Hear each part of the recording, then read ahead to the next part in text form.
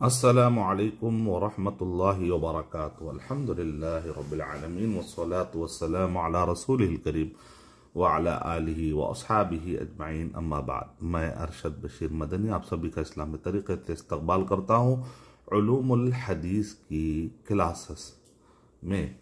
ये पहली क्लास है और दरअसल ये किताब और इसी तरीक़े से दुरूस एक सिलसिलावार क्लास होती है। उसके अंदर तफसील से मैंने दर्स लिया था अल्हम्दुलिल्लाह। उसमें आलमी एतबार से हर जगह से तलबा शरीक होते हैं, तो ऐसे मुख्तलिफ मकामात पर मैंने दुरूस लिए हैं, मसाजिद में, ऑनलाइन इंस्टीट्यूट में।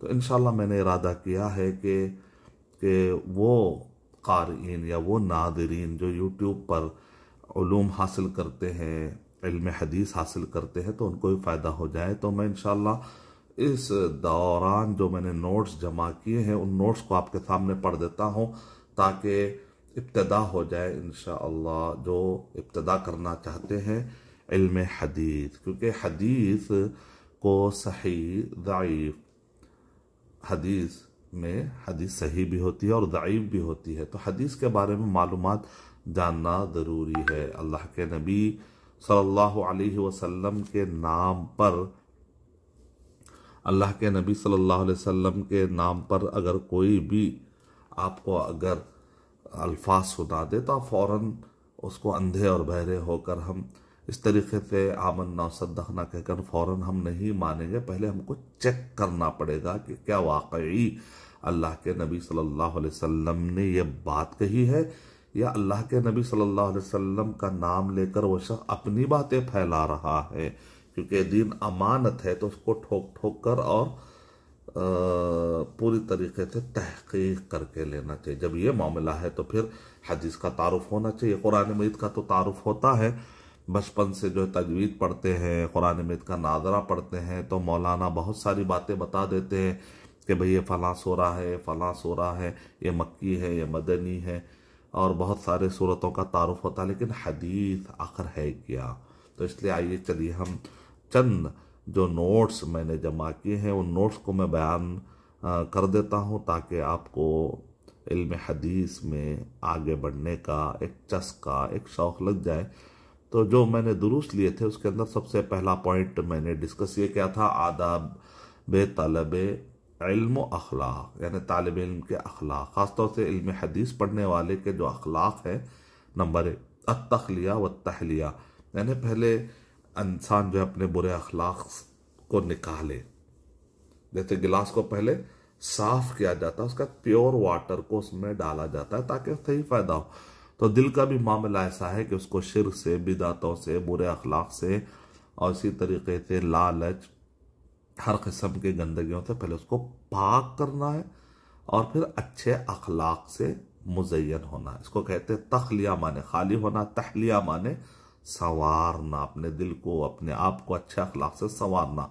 ये तालिब इल्म के लिए ज़रूरी है, क्योंकि बुरे अखलाक के साथ इल्म आएगा तो फिर इस इल्म को वो मिसयूज करेगा। जैसा कि यहूदियों के बारे में आता है कि उनको तौरात मिली और ईसाइयों को भी जब इंजील मिली तो उन्होंने क्या किया, उस किताब से हिदायत लेने के बजाय उसको के ज़रिए से उन्होंने अपने अपने भटकते हुए रास्तों को सजाना शुरू किया है। तो अखलाक बहुत ज़रूरी है, आदाब बहुत ज़रूरी है, वरना इल्म का वो आदमी गलत इस्तेमाल करेगा। नंबर दो, ईमान के बाद दो शर्तें हैं कोई भी अमल कबूल होने के लिए, इखलास और इत्तिबा। तो ये इल्म हासिल करने के लिए हमारी नीयत क्या होनी चाहिए? खालिस अल्लाह को खुश करे तरीक़ा, मोहम्मद सल्लल्लाहु अलैहि वसल्लम का तरीक़ा, और सहाबा कराम ने जो नबी अकरम सल्लल्लाहु अलैहि वसल्लम को फॉलो किया, उन नेक लोगों के रास्ते पर चल पड़ना है। नंबर तीन, वक्त को गनीमत जानो। बहुत सारे तलबा अपना टाइम वेस्ट करते हैं, इन पर रद्द, इन पर रद्द, उन पर रद्द, जबकि अभी वो इस काबिल नहीं होते हैं कि वो रद्द करें। रद्द का जो काम है वो किबार उलमा पर छोड़ना चाहिए। तलबा को हमेशा इल्म पर फोकस करना चाहिए, वरना इल्म कमज़ोर होगा तो बाद में कहीं ना कहीं आपको पछतावा होगा। इसीलिए अपने टाइम को बर्बाद होने से बचाएं। नंबर चार, आला अखलाक से मुज़य्यन होना, ख़ास तौर से उलमा और असातिज़ा से अच्छे अखलाक से पेश आना, क्योंकि आप अच्छे अखलाक के ज़रिए से उस्ताद का दिल जीत सकते हैं और उनसे सवालात कर सकते हैं। वो आपको अच्छे तरीके से जवाबात देकर आपको इल्म से माला माल करेंगे इंशाअल्लाह। नंबर 5, अमल बिल इल्म। इस बारे में किताबें लिखी है इमाम खतीब बगदादी रहमतुल्लाह अलैह ने, और यानी मुख्तज़ल इल्म अल अमल, इल्म का मकसद ही होता है कि अमल किया जाए। और बल्कि उसके अंदर अक़वाल जमा किए उन्होंने सहाबा और ताबिईन से, और बहुत सारे कुरान मजीद के आयात और अहादीस, और इसी तरीके से बहुत इमाम खतीब बगदादी रहमतुल्लाह अलैह ने भी इस पर काफ़ी लिखा है, मुख्तलिफ उलमाए कराम ने लिखा है। और शेख सदहान की किताब है मालिम फ़ी तरीक़ तलबिल इल्म, और इसी तरह बकर अबू ज़ैद की है हिल्यत तालिबिल इल्म।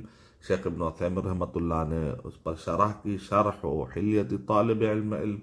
तो ये सारी किताबें पढ़ना चाहिए, उससे आदमी को अमल पर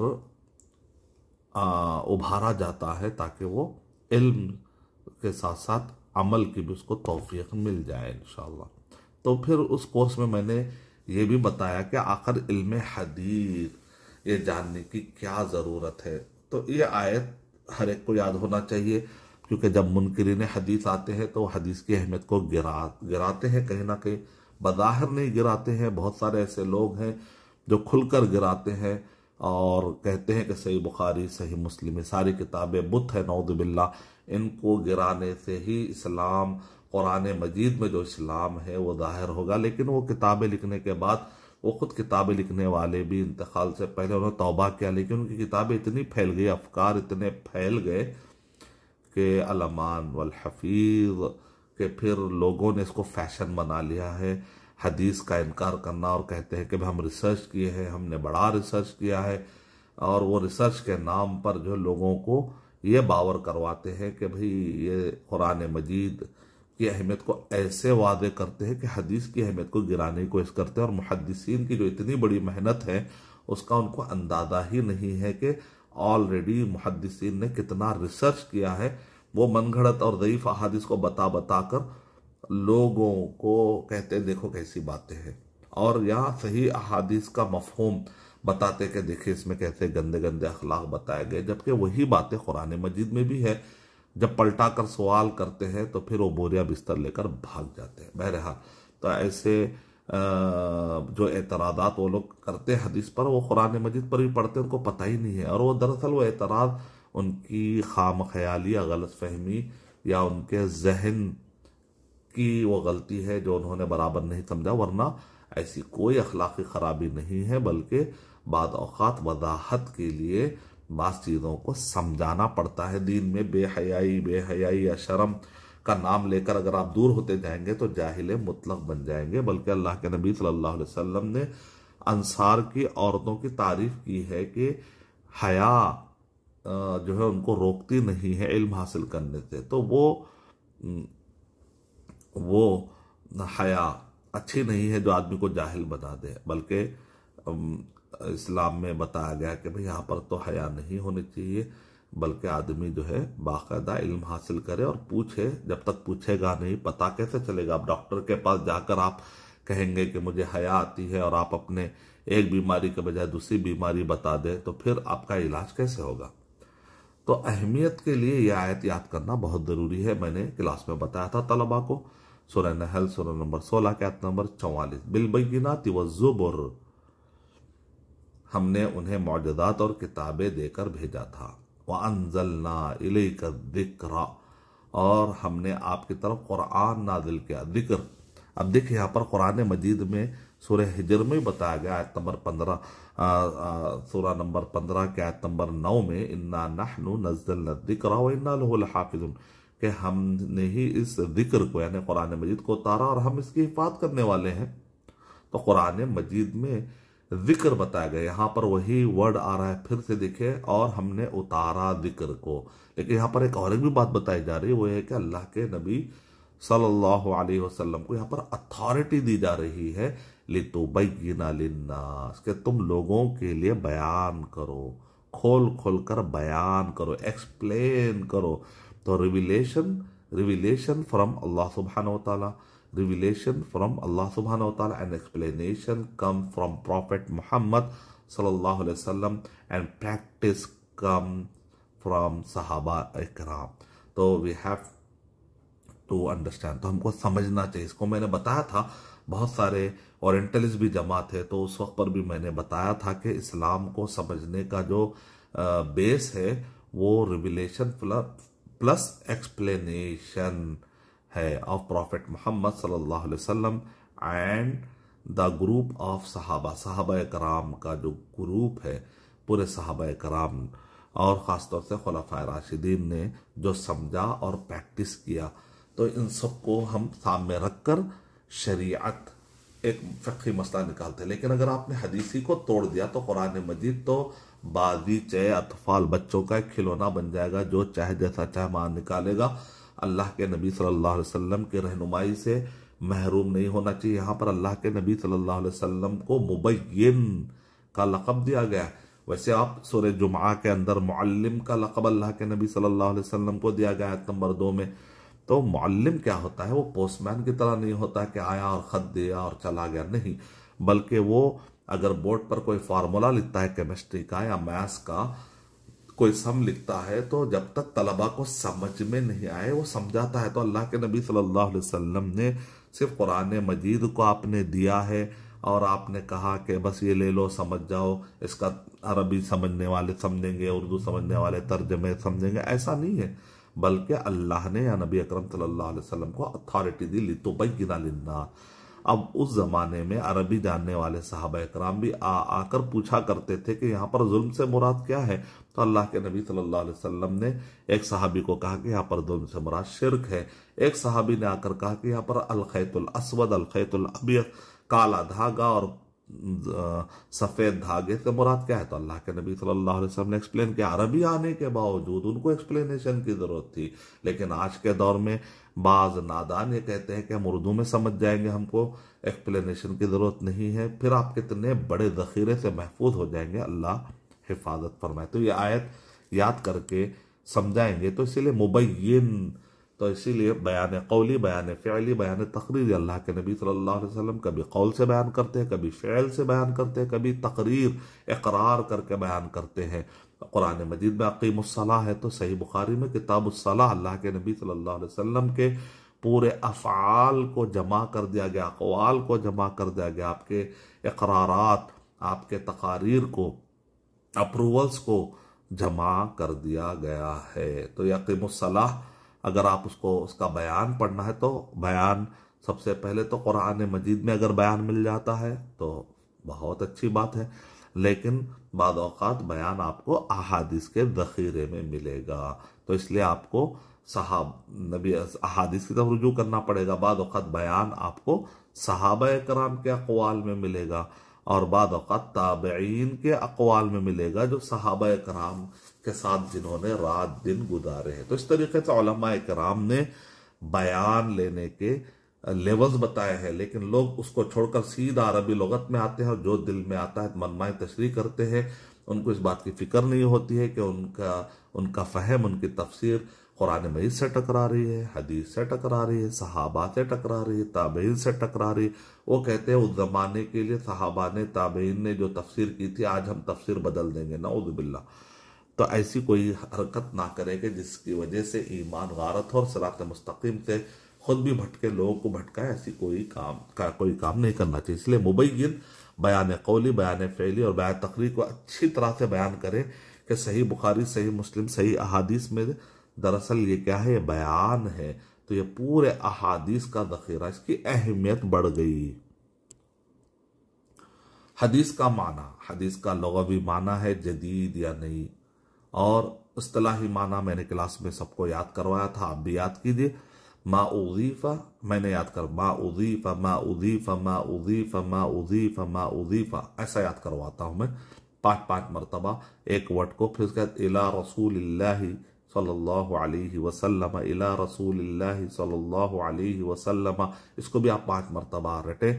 मिन कौलिन, मिन कौलिन, मिन कौलिन, मिन कौलिन, मिन कौलिन, देखिए थोड़ा सा टोन में बदल रहा हूं ताकि आपको याद हो जाए। औ अमलिन, औ अमलिन, औ अमलिन, औ अमलिन, औ अमलिन, औ तकरीरिन, औ तकरीरिन, औ तकरीरिन, औ तकरीरिन औ सिफतिन खल्क़िय्यह औ सिफतिन खुलुक़िय्यह। तो आप इसके अंदर 5 वर्ड है, देखिए, कौल, अमल, तकरीर, सिफत, अखलाक, आपका जिस्मानी सिफात और आपके अखलाकी सिफत। सिफत खल्किया माने जिस्मानी सिफत अल्लाह के नबी सल्लल्लाहु अलैहि वसल्लम का हुलिया मुबारक और आपके शमाइल और आपके ज़ात के बारे में जो वस्फ, जो सिफत बयान की जाती है, जो डिस्क्रिप्शन बयान किया जाता है, और सिफत खुलुकिया में आपके अखलाक के बारे में जो बताया जाता है। तो इस तरह से अगर ये कोई आपसे पूछे उर्दू में कि इसका माना क्या, तो आप अरबी में भी याद कीजिए, उर्दू में भी याद कर लीजिए इंशाअल्लाह। कि हदीस से मुराद हर वो खबर है जो रसूलुल्लाह सल्लल्लाहु अलैहि वसल्लम से मंसूब की गई हो। माउज़ीफ़ा माने आपकी तरफ इजाफत दी गई हो, मंसूब की गई हो। तो इसीलिए मंसूब देने से पहले अच्छा सोच लीजिए, तहकीक कर लीजिए, क्योंकि जो जानबूझकर अल्लाह के नबी सल्लल्लाहु अलैहि वसल्लम की तरफ मंसूब करता है, घड़ता है, तो उसको चाहिए कि अपना ठिकाना वो जहन्नम में बना ले। और ये हदीस मुतवातिर है, 70 से ज्यादा सनदे। तो आप अंदाजा लगाइए कि आप इतने बड़े गुनाह में पड़ जा सकते हैं। इसलिए मंसूब करने से पहले आपका कौल, आपका अमल या आपकी तकरीर, यानी आपका इकरार, तकरीर माने इकरार, अप्रूवल्स, और आपके ज़ाती सिफतों के बारे में या अखलाकी सिफतों के बारे में आप कहते हैं लोगों को कि नबी अकरम सल्लल्लाहु अलैहि वसल्लम का कौल है, नबी अकरम सल्लल्लाहु अलैहि वसल्लम का ये अमल था, नबी अकरम सल्लल्लाहु अलैहि वसल्लम इस पर खामोश रहकर आपने इजाज़त दी, ना आपने रोका, तो गोया कि वो आपकी खामोशी भी इकरार बन गई। क्योंकि आप मुनकर पर, अगर वो मुनकर होता तो खामोश नहीं रहते बल्कि टोकते थे। तो अल्लाह के नबी सल्लल्लाहु अलैहि वसल्लम की तरफ मंसूब करने से पहले 100 बार सोच ले। तो यह डेफिनेशन हुआ हदीस का। फिर सुन्नत का माना मुहद्दिसीन के पास सुन्नत और हदीस दोनों मुतरादिफ है। तो ये भी मैंने दर्स में बताया था, लेकिन बाद उलमा फ़र्क भी करते, जो मैंने यहाँ पर लिखा है, जो पढ़ना है पढ़ सकते हैं इंशाअल्लाह। सुन्नत और बिदअत में फ़र्क ये है कि बाद औक़ात सुन्नत का लफ्ज़ बिदअत के मुकाबले में बोला जाता है। जैसे अक़ीदी किताबों में जब पढ़ते हैं सुन्ना लिल इमाम अल बरबहारी शरह सुन्ना, इसी तरीके से लालकाई की किताब अगर आप पढ़ेंगे, असुन्ना इमाम अहमद बिन हम्बल रहमतुल्लाह अलैह के, सुन्ना लिब्न अबी आसिम रहमतुल्लाह अलैह के, सुन्ना लिल इमाम खल्लाल की, या असुन्ना इमाम अहमद बिन हम्बल रहमतुल्लाह अलैह के बेटे की। तो ये किताबें अगर आप पढ़ते हैं तो अक़ीदा अहलुस सुन्ना वल जमाअत, तो जमाअ ऐड किया गया कि सहाबा कराम की जमाअत का रास्ता अपनाना बहुत ज़रूरी है। सुन्नत यानी सुन्नत का रास्ता अपनाना है, बिदअत का रास्ता नहीं अपनाना है। ऐसी सूरत में सुन्नत से मुराद इबादात के वो मशरू तरीक़े या ख़ास हैतें हैं जो रसूलुल्लाह सल्लल्लाहु अलैहि वसल्लम और खुलफ़ाए राशिदीन से साबित हो। यानी दीन के नाम पर आप कोई शरीयत समझकर थवाब हासिल करने की नीयत से आप कहते हैं कि मशरू है, ये मशरू है, तो रसूलुल्लाह सल्लल्लाहु अलैहि वसल्लम और खुलफ़ाए राशिदीन से साबित होना ज़रूरी है। जो दीन नबी सल्लल्लाहु अलैहि वसल्लम और सहाबा के ज़माने में नहीं था, वो बाद में दीन का हिस्सा नहीं बन सकता। इसलिए सबको साबित करना पड़ेगा कि ये कुरान मजीद में इसकी असल है, हदीस में इसकी असल है, खुलफ़ाए राशिदीन से इसका सबूत मिलता है, तब जाकर बात बनेगी। बिदअत से मुराद वो गैर मशरूअ इबादत और नौ ईजाद करदा तौर तरीके हैं जो गुमराह लोगों ने दीन के नाम पर जारी किए हों, और जो सुन्नत नबी और सुन्नत सहाबा सल्लल्लाहु अलैहि वसल्लम, सुन्नत सहाबा रज़ियल्लाहु अन्हुम अजमईन से साबित नहीं, लेकिन लोग सुन्नत और शरीयत समझकर उन पर अमल करते हैं। यानी कि शरीयत के मुकाबले में एक नई शरीयत घड़ देते हैं जो नबी सल्लल्लाहु अलैहि वसल्लम और सहाबा के ज़माने में नहीं थी, उसको बिदअत कहते हैं। तो बाद औक़ात सुन्नत बिदअत के मुकाबले में बोला जाता है। मुहद्दिसीन के पास सुन्नत उम्मन हदीस का मुतरादिफ है। फ़ुक़हा के पास, ये भी मैंने क्लास में बताया है, अभी मैं इसको सरसरी बताया था। फ़ुक़हा के इस्तिलाह में सुन्नत का लफ्ज़ गैर फ़र्द, आपने सुना होगा, ये नफिल, ये सुन्नत मुअक्कदा है, सुन्नत गैर मुअक्कदा, यानी कि फ़र्ज़ के अलावा जो नफिल होती है उसकी तक़सीम इस तरीके से करते हैं कि नफिल में सुन्नत मुअक्कदा, सुन्नत गैर मुअक्कदा, आपने सुना होगा। उसूलीन के पास जो नबी अकरम सल्लल्लाहु अलैहि वसल्लम बहैसियत नबी सादिर हुआ, तो गोया के कानून, एक माखज़, कुरान और हदीस उसको दलील बनाते हुए बात करना है, तो वहाँ पर अदिल्ला के तौर पर ये गुफ्तगू होती है। कुतुब अकीदा में सुन्नत से मुराद अकीदा वाली किताबें मुराद है, जैसा कि अभी मैंने पूरी किताबों के नाम बताए हैं। और सुन्नत से मुराद शरीयत, मुकम्मल दीनों शरीयत के माने में इस्तेमाल होता है, जैसे मन रग़िबा अन सुन्नती। और कभी सुन्नत तशय्युअ के मुकाबले में इस्तेमाल होता है, जैसा सुन्नी और शिया। तो अहलुस सुन्ना अहलुल तशय्युअ। किताबत हदीस के बारे में भी मैंने तफसीली गुफ्तगू की है क्लास में। चंद बातें मैं यहाँ पर भी रख देता हूँ ताकि आपके जहन में भी वो बातें इब्तदाई तौर पर आ जाए कि रसूलुल्लाह सल्लल्लाहु अलैहि वसल्लम का इब्तदाई हुक्म कि आपने पहले लिखने से मना किया था, बाद में आपने इजाज़त दी। तो आप यहाँ पर उलमाए किराम ने इन दो हदीसों में तत्बीक दी। तो तत्बीक देना सही तरीका है, सही उसका रीज़न क्या, जैसे कहते हैं इज़ा उरिफ़ सबब बतल अजब, कि जब सबब मालूम हो जाता है तो ताज्जुब खत्म हो जाता है। पहले आपने इजाज़त क्यों नहीं दी, बाद में इजाज़त क्यों दी? तो ये कोई कॉन्ट्रडिक्शन नहीं है, असल में उसके पीछे एक वजह होती है। तो यहाँ पर वो तफसीली तौर पे वो रोकने के और इजाज़त के जो दलाइल है आप पढ़ सकते हैं। तो यहाँ पर तत्बीक क्या कह रहे हैं, तत्बीक यानी कि दोनों हदीस का सही उसका बैकग्राउंड क्या समझकर ये समझाना कि भाई इसमें कोई कॉन्ट्रडिक्शन नहीं, इसको कहते हैं तत्बीक देना, यानी कि इसको हल करना, यानी तारुद रफा करने का इम्कान हो। अगर कॉन्ट्रडिक्शन ख़त्म करने का इम्कान हो तो जमा बेहतर है रस से। तो एक हदीस को लेना दूसरे को छोड़ देने से बेहतर है दोनों को जमा करें और समझने की कोशिश करें कि आखिर दोनों में ये इख्तलाफ क्यों नज़र आ रहा है। तो उसके लिए एक जवाब हमें मिलता है हाफिज इब्न हजर अस्क़लानी रहमतुल्लाह अलैह का। तफसील से तो किताब क्लास में जो है समझाते हैं, लेकिन मैं यहाँ पर रिकॉर्डिंग की गर्ज से आपके पास जो अहम अहम पॉइंट दे रहा हूँ, इंशाल्लाह ये भी बहुत मुफीद होते हैं कि इब्न हजर रहमतुल्लाह अलैह ने फतहुल बारी में इसका जवाब दिया कि पहले रोका गया था, बाद में इजाज़त दी गई। तो कोई कॉन्ट्रडिक्शन नहीं है, क्योंकि कुरान मजीद जब जमा हो रहा था सहाबा कराम की तरबियत हो रही थी, तो कुछ सहाबा कराम कहीं ऐसा ना हो कि जो अभी भी कलमा पढ़े हैं कि हदीस और कुरान मजीद में कहीं वो कंफ्यूज ना हो जाए, गड़बड़ ना हो जाए। तो इस वजह से पहले अच्छे तरीके से जब कुरान मजीद और अहादीस में उनको फ़र्क आना शुरू हो गया तो अल्लाह के नबी सल्लल्लाहु अलैहि वसल्लम ने इजाज़त दे दी। और इसी तरह बाद सहाबा कराम को जो इस चीज़ को अच्छी तरह समझते थे उनके लिए आपने इजाज़त दी, जो अभी भी नए नए आए हैं तो उनको मना किया। वजह कई हो सकती है, रसूलुल्लाह सल्लल्लाहु अलैहि वसल्लम ने इब्तिदा में मना फरमाया, फिर किताबत की इजाज़त दी। इब्नुल जौज़ी रहमतुल्लाह अलैह ने भी अर्रिसाला नासिख वल मनसूख में यही जवाब दिया। रसूलुल्लाह सल्लल्लाहु अलैहि वसल्लम ने किताबत से इब्तिदा में मना फरमाया, फिर किताबत और तक़यीद की इजाज़त दी। इब्न क़ुतैबा दैनवरी ने तावील व मुख्तलिफ अल हदीस में भी यही जवाब दिया। इस मसले को साबित करने के लिए खतीब बगदादी रहमतुल्लाह अलैह ने तक़यीदुल अहादीस किताब लिखी है। इसके ये किताब बहुत ज़बरदस्त है। इसके अंदर वो एतराज़ को जड़ से उखाड़ कर फेंका गया कि सही बुखारी बाद में लिखी गई तो नबी अकरम सल्लल्लाहु अलैहि वसल्लम के 190 पर 4 194 के बाद ये पैदा होने वाले शख्स जमा करते हैं, यानी 2 साल लगभग, तो गलती हो सकती है, लेकिन उससे पहले भी लिखने का रिवाज था। बल्कि मोटी मोटी तसानिफ मुस्नद अहमद बिन हम्बल की बात करें आप, मुस्नद शाफिई जो उनके इमाम शाफी रहमतुल्लाह अलैह के शागिर्दों ने जो जमा किए, मुअत्ता इमाम मालिक जो 40 साल तक उसकी खिदमत करते रहे। तो ये सब किताबें दलील है। और तक़यीदुल अहादीस और अज्जाज अल खतीब के सुन्ना क़ब्ल तदवीन किताबें पढ़िए आप। इसी तरह एक हुज्जियतुस सुन्ना भी ज़बरदस्त किताब है, ये किताब भी आप पढ़ सकते हैं, जो उस्ताद अब्दुल गनी डॉक्टर अब्दुल गनी की बहुत अच्छी किताब है। और आप ये भी पढ़ सकते हैं कि दरासात फिल हदीस नबवी मुस्तफ़ा अल आज़मी की, के इन्होंने नबी सल्लल्लाहु अलैहि वसल्लम और इमाम बुखारी रहमतुल्लाह अलैह के दौर के दरमियान में ताबईन में कौन से सहीफ़े कहाँ कहाँ, सहीफ़ा कहते हैं इसको, जो नोट्स लिख लेते थे।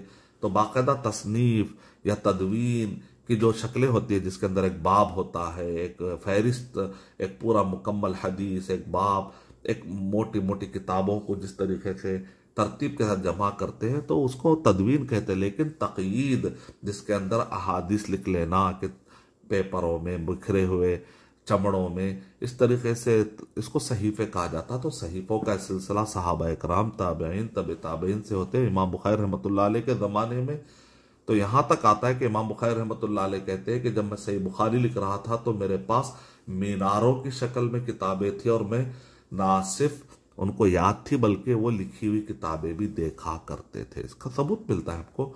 आप तक़यीदुल अहादीस पढ़ लीजिए, जामिउ बयानिल इल्मी व फ़ज़ली, अगर आप पढ़ेंगे इब्न अब्दुल बर की, तो आपको ये सारे किस तरीके से जमा किए गए। अज्जाज अल खतीब ने तो PhD करके तफसीली तौर पे इन सारे किताबों को, जो कदीम किताबों को उन्होंने जमा करके साबित किया है। दिरासात फिल हदीस नबवी भी बहुत ज़बरदस्त किताब है।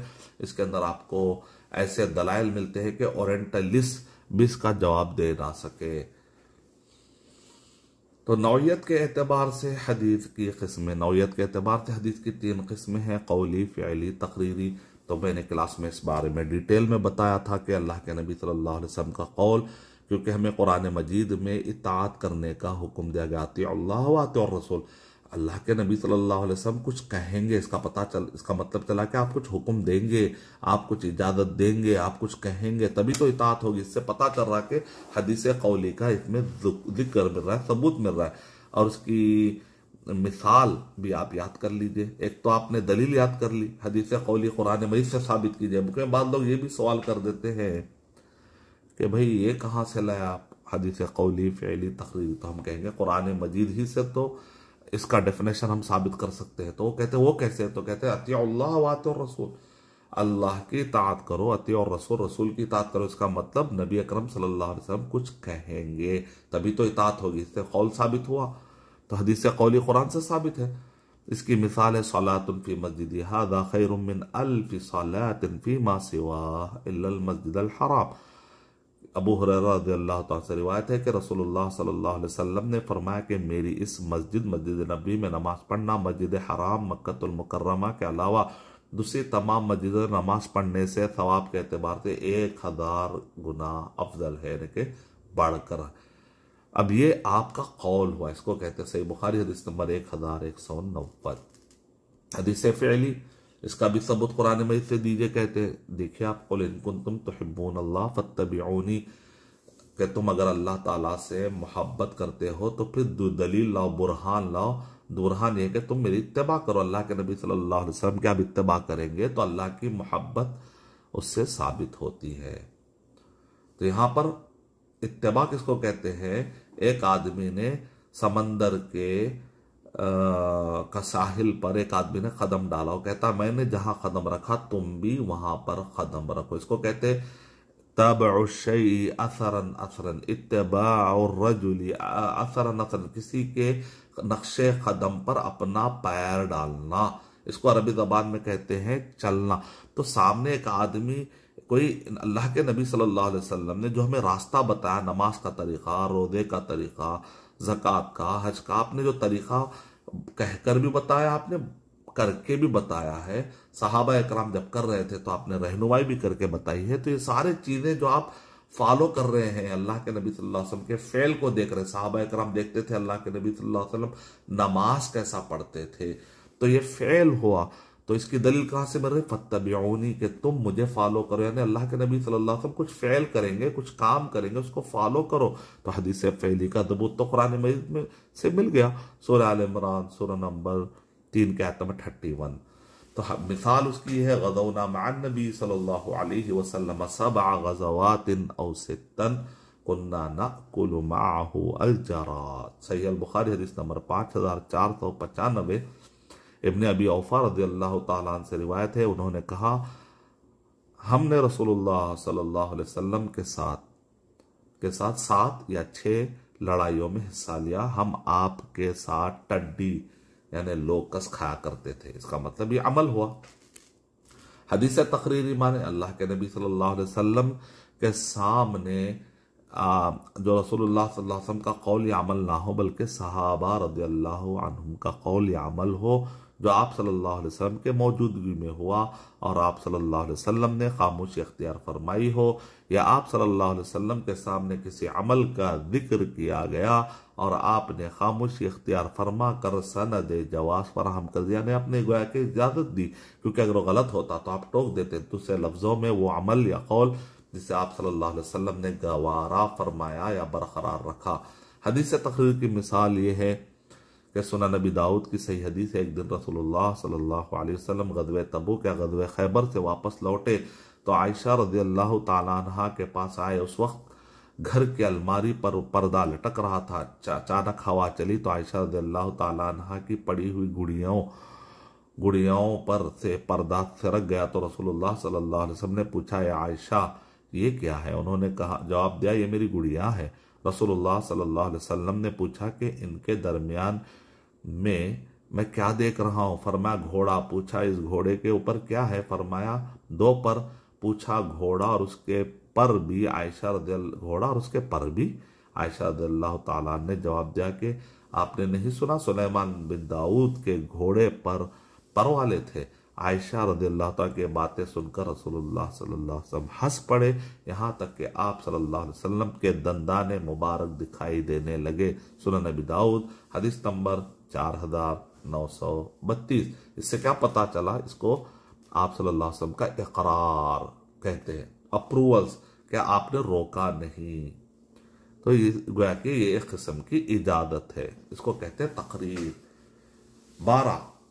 12वां नुक्ता है कि इल्म दिर रिवायत, यह इल्म रसूलुल्लाह सल्लल्लाहु अलैहि वसल्लम से मंसूब अहादीस की नक़ल व रिवायत पर मुश्तमिल होता है। और इल्म दिरायत में जो है फहम रिवायत होता है, रावियों ने रिवायत किया कि अल्लाह के नबी सल्लल्लाहु अलैहि वसल्लम ने ये कहा, तो रावी क्या करता है? नकल करता है, रिवायत करता है, बयान करता है।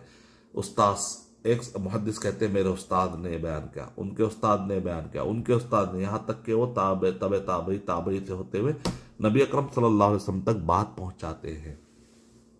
तो ये एक तो रिवायत है। दूसरा उसमें दिरायत इन मज़ामिन और मौज़ूआत पर मुश्तमिल होता है जिसमें रावी और मरवी हदीस दोनों की कबूलियत और अदम कबूलियत का जायजा लिया जाता है। दूसरे अल्फाज में इल्म रिवायत से रावी की शर्तें, रिवायत की किस्में और रिवायत के अहकाम की मारिफत हासिल होती है। मरवियात अहादीस की किस्मों और उनके मानी का इस्तखराज का इल्म हासिल होता है। सिंपल अल्फाज में यह है कि इमाम बुखारी रहमतुल्लाह अलैह ने सिर्फ रिवायतें अल्लाह के नबी सल्लल्लाहु अलैहि वसल्लम के सिर्फ अक़वाल को और उन तक पहुंचाने वाली सनदों को आपने जमा नहीं किया, बल्कि बाब भी कायम किया। इसीलिए कहते हैं इल्म दिरायत का सबसे बड़ा मस्दर, ऑथेंटिक मस्दर, इल्म रिवायत और इल्म दिरायत का सबसे बड़ा ऑथेंटिक मस्दर क्या है?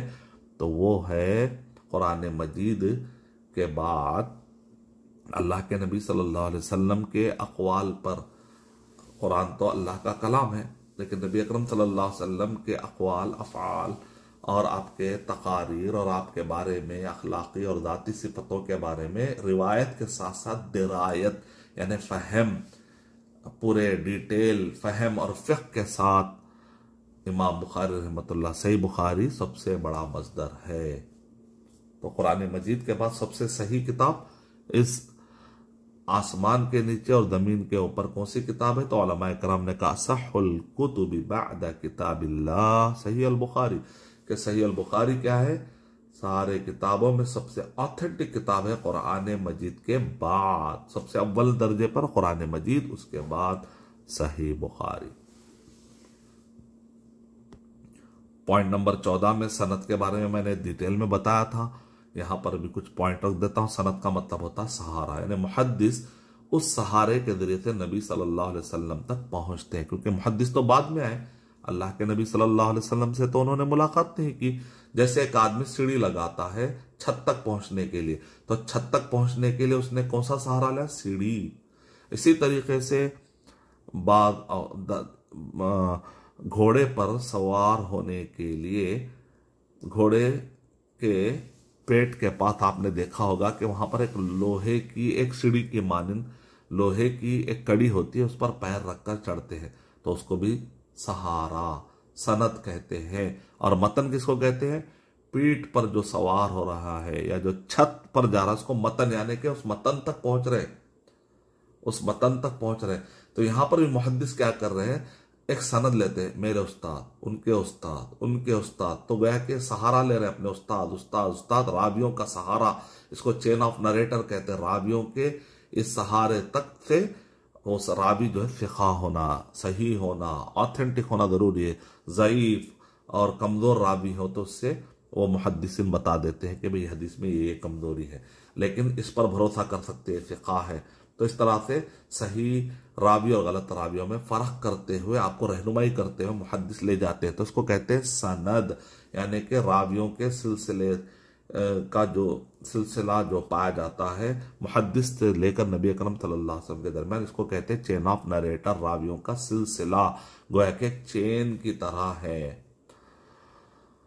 और सनद से मुराद रावियों का वो सिलसिला है जो तबे ताबीन ताबीन सहाबी से होकर उस मतन टेक्स्ट तक पहुंचता है जो रसूलुल्लाह सल्लल्लाहु अलैहि वसल्लम से मंसूब है। अगर मिन अत्यबिल मिना एक ज़बरदस्त किताब है जो बहुत ही मुख्तसर है, मदीना यूनिवर्सिटी के तलबा को इब्तदाई तौर पर पढ़ाई जाती है। समझिए कि मदीना यूनिवर्सिटी में एलिजिबिलिटी के लिए सबसे पहले किताब पढ़ाई जाती है और उसके बेस पर इंटरव्यू होता है, फिर सिलेक्शन होता है। तो ये बहुत ही मुख्तसर और मुफीद किताब है जो शेख अब्दुल मोहसिन अल अब्बाद और शेख अब्दुल्ला अल मुराद की मेहनतें और मदीना यूनिवर्सिटी के शराफ में तैयार की गई है। इसके अंदर अरबी में भी आपको सनद का डेफिनेशन मिलेगा, सिलसिलतुर रिजाल अल मूसिला इलल मतन। जैसे अल-आमश वो रिवायत करते इब्राहिम से, वो रिवायत करते अलकमा से, वो रिवायत करते अब्दुल्ला से, और उन्होंने कहा रसूलुल्लाह सल्लल्लाहु अलैहि वसल्लम। तब यहाँ पर आमश ने जो नबी अकरम सल्लल्लाहु अलैहि वसल्लम ने ये कहा, जब उन्होंने कहा तो उन्होंने सहारा किसका लिया, इब्राहिम। फिर इब्राहिम अलैहिस्सलातो इब्राहिम एक रावी है, तो इब्राहिम फिर अलकमा और अब्दुल्ला, तो इस तरीके से उस्ताद फिर उनके उस्ताद फिर उनके उस्ताद, तो इस तरह से इसको सनद कहते हैं। तो सनद आपने अच्छा समझ लिया। तो मतन क्या है, वो टेक्स्ट है जो नबी अकरम, जो असल मकसद जिसके लिए सनद लाई गई है वो है नबी अकरम सल्लल्लाहु अलैहि वसल्लम का। उसके अंदर कौल, फ़ेल, तकरीर आपको जब मिलती है तो वो जो टॉपिक चल रहा है, वो जो पूरे मालूमात आपको मिल रहे हैं, वो टेक्स्ट उसको कहा जाता है।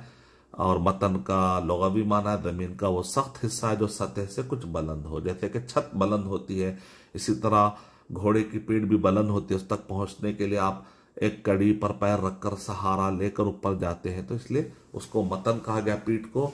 और वो जो सीढ़ी और वो जो हिस्सा होता है उस पर जो पैर रखते हैं, जो उसका जो लोहे का जो हिस्सा होता है जिस पर पैर रखते हैं, तो उसको सहारा है ना सनद कहते हैं। ये तो लुग़वी एतबार से। इल्म हदीस की इस्तिलाह में मतन से मुराद वो कलाम का वो हिस्सा है जो सनद के अख्तिताम पर शुरू होता है, ना सनद खत्म होते ही जो पूरा कलाम आ रहा है, इसको कहते हैं मतन।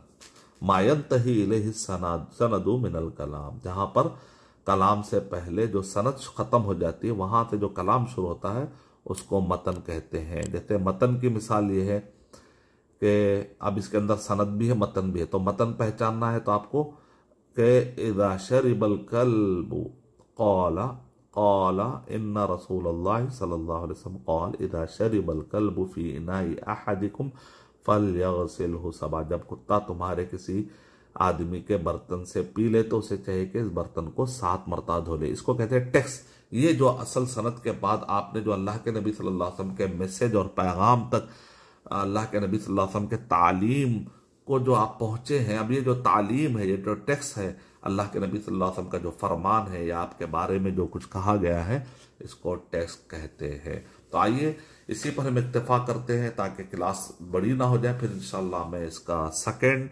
जब एपिसोड या इसकी सेकेंड किस्त, दूसरी किस्त में आप पेश करूंगा इंशाल्लाह।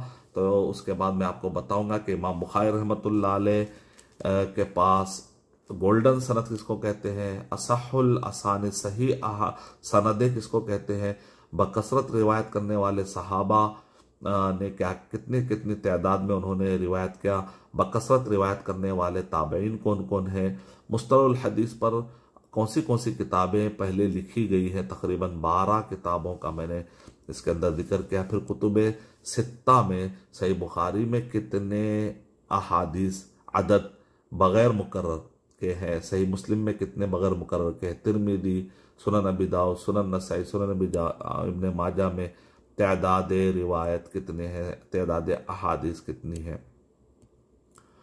तो असहाब कुतुब सित्ता का मुख्तसर तारुफ है, बाद में इंशाल्लाह तफसीली तौर पर तो बाकायदा कोर्स भी है मेरे पास इंशाल्लाह। मुहद्दिसीन से मुतालिक तकरीबन 100-200 से बढ़कर पेजेस पर मुश्तमिल है इंशाल्लाह। वो एक अलग कोर्स है जो मुहद्दिसीन की बारे में जो जानना चाहते हैं वो कोर्स बाद में मैं लूँगा इंशाल्लाह। ये लेवल 1 है ना, तो लेवल 2, लेवल 3, लेवल 4, लेवल 5, तकरीबन 5 लेवल पर मैंने जमा किया मुख्तलिफ। इसी तरह फिर आगे हम ये भी पढ़ेंगे इंशाअल्लाह, ताअद्दुद तुरुक के एतबार से सनदें ज़्यादा हो जाएं तो फिर हदीस का नाम भी देते हैं मुतवातिर, बहुत ज़्यादा सनदें हैं, सनदें कम है अहाद। फिर अहाद एग्जैक्ट किसको कहते हैं इंशाअल्लाह हम समझेंगे अपने नेक्स्ट दर्स में। मुतवातिर लफ्ज़ी क्या है, मुतवातिर मानवी क्या है, अखबार अहाद में फिर 3 किस्में क्या क्या है, हदीस मशहूर, हदीस अजीज, हदीस गरीब। फिर से निस्बत के एतबार से अल्लाह की तरफ मंसूब कौल अगर अहादीस में आए तो उसको हदीस कुदसी कहते हैं, नबी अकरम सल्लल्लाहु अलैहि वसल्लम की तरफ मंसूब हो तो हदीस मरफू कहते हैं। फिर सहाबी से मंसूब हो तो हदीस मौकूफ़ कहते हैं, ताबई पर सनद रुक जाए और उन तक मंसूब हो तो हदीस मक़तू कहते हैं। तो इंशाल्लाह ये भी तफसील से हम पढ़ेंगे। फिर कुरान और हदीस कुदसी में क्या फ़र्क है, अगर कोई अरबी में ये पूरे डेफिनेशन याद करना चाहता है तो इंशाल्लाह ये किताब आप हासिल कर सकते हैं abmqurannotes.com पर। और इसी तरीके से मैंने जो मुख्तलिफ जगहों पे दर्स लेता हूँ और क्लासेस लेता हूँ मैं, तो उसमें मैंने ये 3 किताबें मुकर्रर की हैं इब्तदा के लिए, यानी यूँ समझिए आप इंटरमीडिएट और लेवल पर, फिर उसके बाद ग्रेजुएशन लेवल पर। तो इंटरमीडिएट लेवल पर पहले मैं सिर्फ 6 महीने तक सिर्फ इसके मबादियात पढ़ाता हूँ, बाकी के 6 महीने इसकी शरह करता हूँ इंशाल्लाह। तो उसको ग्रेजुएशन लेवल आप कह सकते हैं। तो 1 साल में 2 लेवल आप हासिल कर सकते हैं इंशाल्लाह अगर मुसलसल पढ़ते रहें। डिपेंड करता है तलबा के लियाकत और उनके एलिजिबिलिटी और उनके बैकग्राउंड और उनके जहनी इल्मी मुस्तवा के हिसाब से। तो नुज़हतुन नज़र इब्न हजर रहमतुल्लाह अलैह की किताब है ज़बरदस्त इस्तिलाह में, और मिनत बिल मिना ये मदीना यूनिवर्सिटी, जैसा कि मैंने कहा शेख अब्दुल करीम मुराद, अब्दुल्ला मुराद ने अब्दुल करीम मुराद और शेख अब्दुल मोहसिन अल अब्बाद और उलूमुल हदीस। मैंने इन किताबों को सामने रखकर, ख़दीम और जदीद किताबों को सामने रखकर आसान फ़हम में उर्दू दान के लिए किताब लिखी, वो भी आप पढ़ सकते हैं abmqurannotes.com से। और इसी तरीके से मुस्तलहात के साथ साथ बेसिक शुरुआत जब करें हदीस पढ़ने की तो सबसे पहले 42 हदीसें अरबईन नबविया में, जिस पर मदार इस्लाम का पूरे अहकामात घूम रहे हैं। तो इमाम नववी रहमतुल्लाह अलैह ने ज़बरदस्त मेहनत की, उनसे पहले इब्न सलाह ने मेहनत की थी, उसी काम को आगे बढ़ाया इमाम नववी रहमतुल्लाह ने। बाद में इब्न रजब अल-हंबली रहमतुल्लाह अलैह ने मजीद 8 हदीसें ऐड करके 50 हदीसें और उनका नाम लिखा है जामिउल उलूम अल हिकम। तो ये 2 किताबों को सामने रखकर मैंने जो है इस कोर्स के अंदर इसको पढ़ाने का फैसला किया है। और इसी तरीके से इसके साथ साथ छोटी छोटी और भी हदीसें हैं जो सबको याद करना चाहिए, रातों दिन काम आने वाली इब्तिदा करनी चाहिए, क्योंकि एक मरतबा अगर आप इब्तिदा करेंगे तो उसके बाद आपको बुलूगुल मराम पढ़ना आसान हो जाएगा। फिर बुलूगुल मराम अगर आप पढ़ लेंगे, तकरीबन सैकड़ों अहादीस के अंदर है, तो उसके बाद आपको फिर सही बुखारी, सही मुस्लिम, कुतुब सित्ता पढ़ना आपके लिए आसान हो जाएगा इंशाल्लाह। तो एक किताब मैंने एक हम्बुल, एक मुतवाज़, एक छोटी सी कोशिश की है। मुंतखब अहादीस, तकरीबन 60 अहादीस, छोटे छोटे हदीसें मैंने जमा की है। तो अगर आप ये, और इसके अंदर मैंने अरबईन नबविया और जामिउल उलूम अल हिकम की भी चंद अहादीस जमा करके इसका नाम मैंने रखा है मुंतखब अहादीस बराए तलबा और मुब्तदीन। तो ये भी, इससे भी आप इब्तिदा कर सकते हैं, क्योंकि उर्दू में, रोमन में, इंग्लिश में जमा की है ताकि सबको फ़ायदा हो जाए। तो इंशाल्लाह मैं सरसरी तौर पर मैंने आने वाले सबक की भी झलकें आपको बता दी है, लेकिन आज तफसीली तौर पर मैंने वो नोट्स जो मैं क्लास में तलबा को देता हूँ उन नोट्स की थोड़ी तशरीह करने की मैंने कोशिश की है, ताकि वो जो क्लासेस मुख्तलिफ़ जगहों पर जो मेरे कंडक्ट हो चुके हैं और वो अटेंड नहीं कर सके लेकिन फ़ायदा उठाना चाह रहे थे। कई लोगों ने का ये था, और व्हाट्सएप पर भी मेरा ग्रुप चलता है, उलूमुल हदीस में भी 5 ग्रुप हैं, तो भी बहुत सारे सैकड़ों तलबा उसके अंदर भी हैं, और दूसरे भी जो यूट्यूब पर पढ़ना चाहते हैं, फॉलो करते हैं, तो उनके लिए भी आसानी हो जाए। तो मैंने 16 पॉइंट की आज मैंने तशरीह की है। इंशाल्लाह बाकी के पॉइंट 17 से उसके बाद के पॉइंट इंशाल्लाह आने वाले दर्स में करूंगा। उसके बाद ये फर्स्ट सेशन, ये इसको मैंने नाम दिया है फर्स्ट सेशन।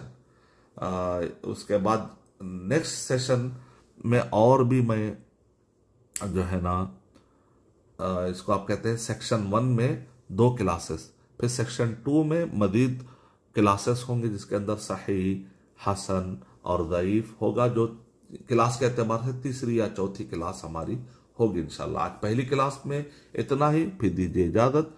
इंशाल्लाह नेक्स्ट क्लास में फिर मिलते हैं। उलूमुल हदीस में अरशद बशीर मदनी, www.abmqurannotes.com पर आप किताबें पढ़ सकते हैं। अस्सलामु अलैकुम वरहमतुल्लाहि वबरकातुहू।